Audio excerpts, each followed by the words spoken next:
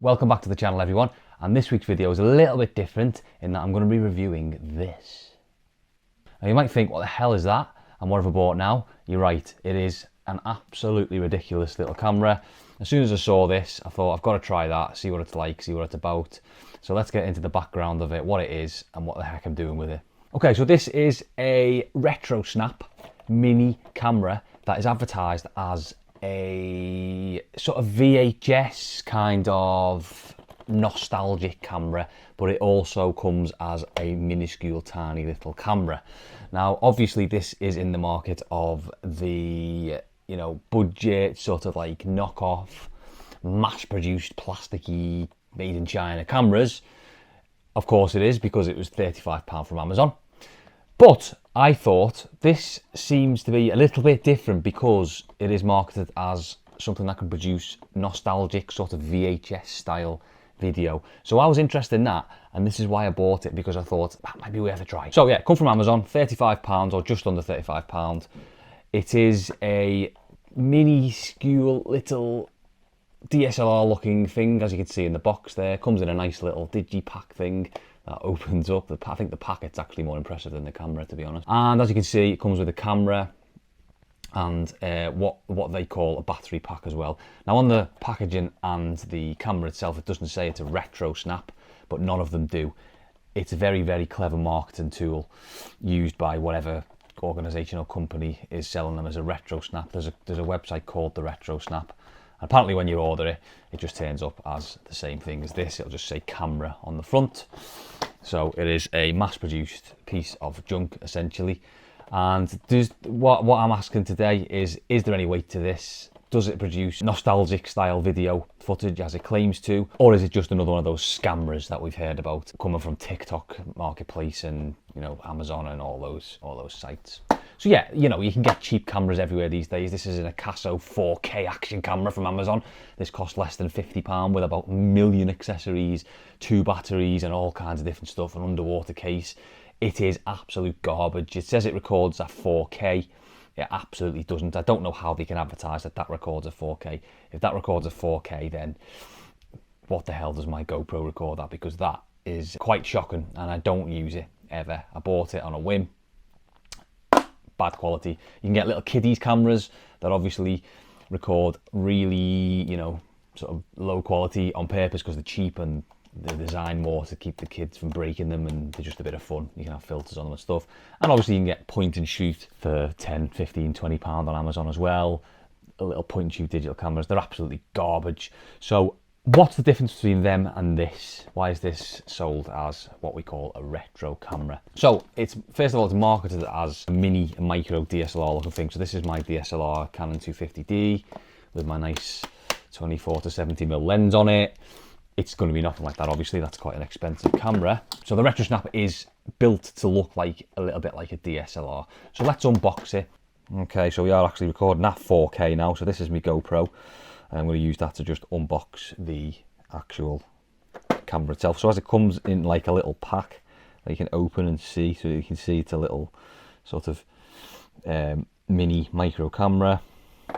And if we unbox it, what you actually get in the packet is a sort of blister pack with the camera itself in, which actually does look a bit ridiculous.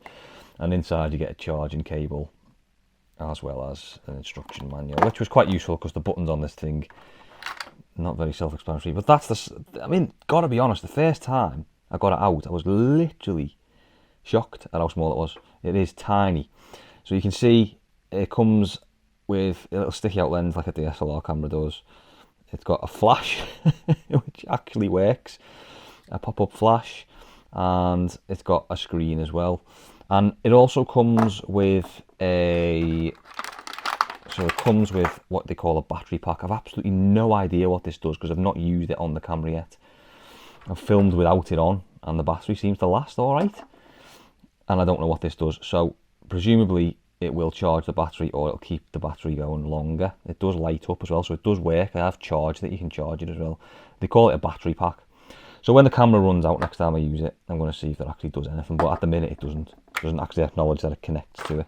So let's have a quick look at the camera. Let's turn it on. So there's a button on the top there, just hold it down. and that will say hello. There we go, nice cheap screen, but the screen works, to be fair. And then you get 2 buttons on the side there, plus and minus button. It's not very clear on how to use this thing, but you can see there it does work. The screen works, and you can take photographs when you first switch it on. So you press the button, it'll take a photograph. And then if you hold down the plus button on the side, it'll switch to video mode, and you can then record video with it. Okay, so there's me recording a video of my DJI pocket camera that I'm filming this video on. So it's quite ridiculous, but it works, and I was quite surprised that it actually does work so well. And we'll press stop there and it'll stop recording. So that's the camera itself, and it is micro, like it's literally minuscule. So that's the unboxing done.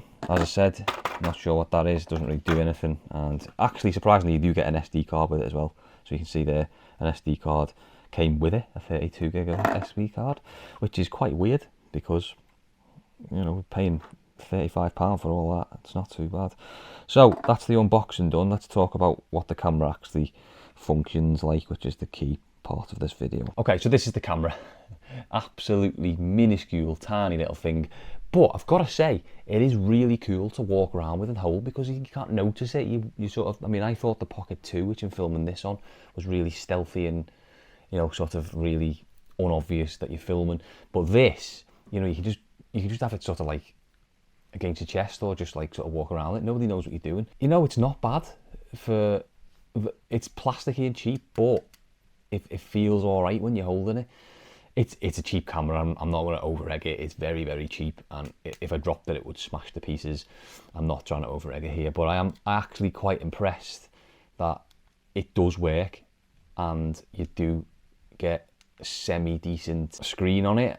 Not to be mocked, I suppose. And it is a micro camera, so I suppose if you wanted to take it with you on holiday and record video if you didn't have a camera. So let's just see if the flash works. There we go. There we go. So it does work, the flash, which is ridiculous. Okay, so let's talk about the actual functionality, because the reason I bought this wasn't because it was a cheap camera, because I bought, you know, I don't need a cheap camera, and I bought cheap cameras in the past. Boo. And not very impressive. You get what you pay for, don't you? That's why you invest in like a DJI Pocket 2 or a, you know, a GoPro Hero 10, which is what this is, or whatever it is, you know, Canon 250D. You need to invest if you want good quality. So obviously you're not going to expect pro quality from this. But the reason I bought it is because it markets itself. I don't know if it says it on the box. Yeah, see, so it advertises itself as a retro camera, and it says that you can capture nostalgic style footage. So that's what I was really interested in. So here we go. Here's me filming on it on the beach. Well, nothing says nostalgic like filming at the beach. I think every family who used to have a VHS video camera or like an old-fashioned video camera definitely has some footage from the beach at some point. So let's test this, see what it's like.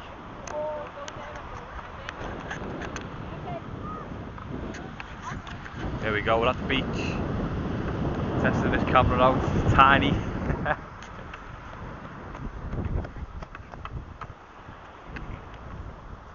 Nostalgic video footage, is it really nostalgic? Don't know, you decide.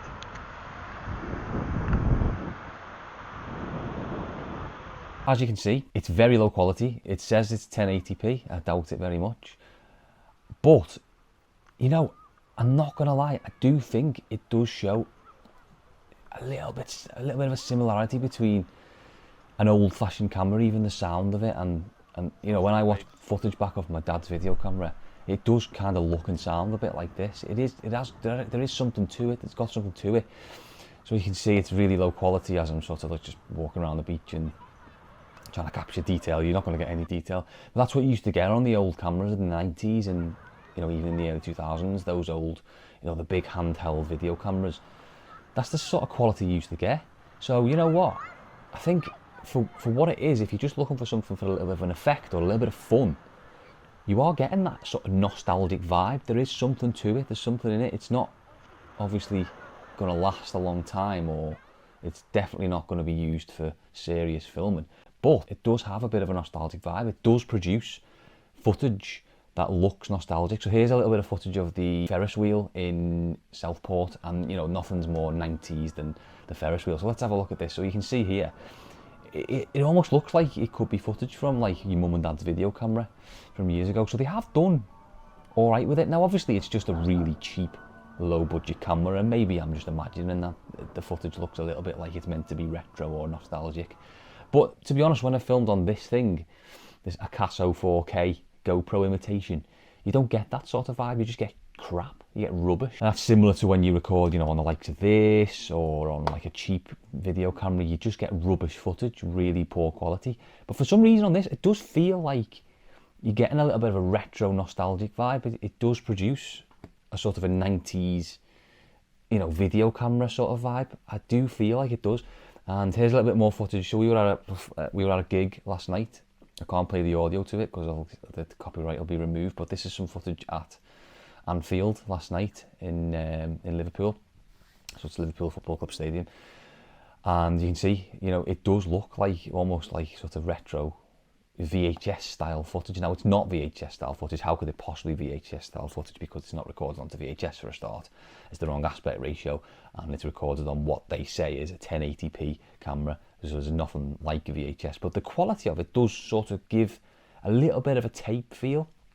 And I suppose if you put it into Premiere Pro or After Effects or something like that, you probably could make it look really like, you know, a VHS style video. So, verdict, it's not incredible. Now the photos on it, so if you're taking photographs on it, are absolutely diabolical, and I mean almost pretty much unusable. So here's a couple of snaps of some people. Here's a couple of snaps of the beach, and you can just see there's a, you know, a distinct lack of details, nothing there whatsoever. It's awful and terrible, but that's what you'd expect. It's a cheap plasticky camera from Amazon. So I think it's a good little bit of fun. So I've just put this in my camera bag with the GoPro and the Pocket 2. I'm not going to use it for sort of YouTube or for filming any professional stuff. But you know what? I might now and then just get it out just to record a little bit of footage, to have like a bit of a retro sort of feel to the footage. Or I might even use it for some creative projects where I might want some sort of low quality video footage. So like if you wanted to record a found footage film, or you wanted to just record a little bit of sort of VHS style video footage that you could use in After Effects and just put the, you know, the jitteriness in later on in post-production.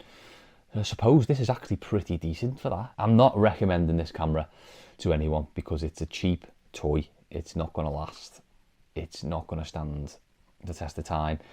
But, you know, for 30 odd quid, if you wanted to buy it for someone as a present who's, you know, someone who's into photography or into filming and just wants to have a bit of a laugh and a bit of fun, or even just your kids, or, you know, just as a bit of a gift, perfect for that, I think. You know, if just wants to buy someone one just for a laugh and they can have a little play around with it, I think it's quite good fun. And actually I'm glad I bought it because I've played around with it and I've tried to like mess around with the settings and whatnot, and you can't really do anything with it. But just walk around. You know what, I think there is a bit of a market for something like this, a camera this size but with actual decent quality. Imagine that would be amazing. That's probably something people will buy. But also I think there's a big market for nostalgia and sort of old technology. There's you know, a lot of demand for vinyl records nowadays. There's been a vinyl revival going on for the past decade or more because people just want the old way back of listening to music, and I don't blame them, because you go on Spotify now and you're just scrolling through and finding any old song and skipping loads of songs, and then you might get adverts and you're getting lower quality. Whereas the vinyl, you get a vinyl record out, you put it on, you listen to the whole album, and that's a thing. So it's the same with cameras and film and watching things back. I think there is a little bit of a market for nostalgia and the old way of doing things. There's a little bit of an atmosphere to, you know, when you watch your old video camera footage back from when you were a child, there's an atmosphere to it. And whether there's going to be an atmosphere to the footage that we record now, you know, in 4K, in the next 10, 20 years, maybe that'll be the same thing because we'll have increased to like 20K, I don't know. But it doesn't feel like that, does it? Because we're not moving from, you know, tape to, you know, digital recording or whatever that might be. So yeah, I'm not recommending this as a camera you'll go and buy and use it as a serious thing. It is a bit of a toy. It's gimmicky. But you know what? I had some fun with it. and I think the video footage is pretty cool for certain sort of aspects. I'm never going to use it for a sort of key event, like I'm not going to film all my holiday footage on it or whatever. But I will take it with me, and I will film the odd video of us just bopping around on the beach, or like going on a day out and just getting some little bits, because it does produce that little bit of nostalgic video that you know, you might just watch back and have a laugh with.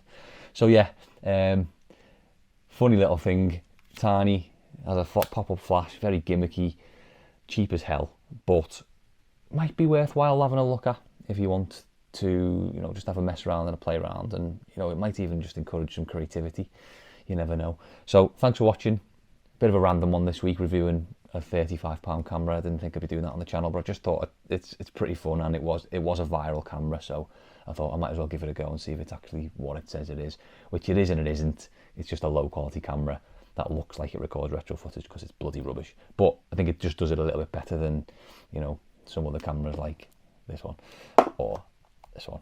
So yeah, thanks for watching, and look out for more tech reviews in the future. I do like to put them up now and then. If you like this video, like and comment and tell me what you think about this gimmicky camera. If you got one, or what did you think of the footage? And also subscribe to the channel so you can see more ridiculous reviews like this, or, you know, slightly serious reviews. I've reviewed the Pocket 2.